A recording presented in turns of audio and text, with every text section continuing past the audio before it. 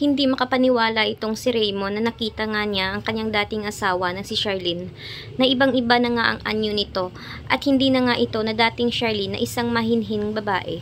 At dito nang nakita nga niya, nag-iba na ang kasuotan nito at ang galawan nito. Kaya nga sila dalawa ni Divina ay nabigla nga sila sa kanilang nakita kung ano raw ang nangyari kay Charlene, kung okay lang ba ito. Dahil na nga rin ay nakita nga nila para umano itong nag-iba ng bigla. At dahil dito ay sinabi ni Charlene na hindi na siya ang dating Charlene na isang mahinhing babae at ngayon ay ipapakita na niya kung gaano siya kaganda at gusto rin niyang ipahiwatig dito kay Raymond na dapat na magsisi siya na si Divina ang kanyang pinili.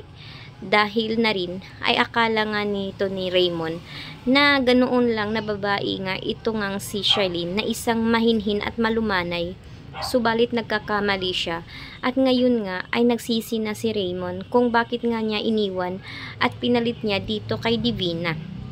At ngayon ay mas lalo ngang nagalit itong si Raymond dito nga sa abogado nga nito ni Charlene dahil palagi na itong makakasama ni Charlene at mas lalo nga itong nainis dahil ani Raymond na mahal pa rin niya itong si Charlene at kahit na naghihiwalay na sila ay hindi pa rin niya mawala sa kanyang puso't isip itong si Charlene dahil anya asawa pa rin niya ito.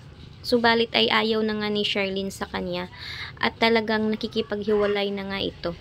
At dito ay mas lalong nagalit itong si Divina dahil napunta na naman ang atensyon ni Raymond dito kay Charlene at hindi ito nagpapatalot,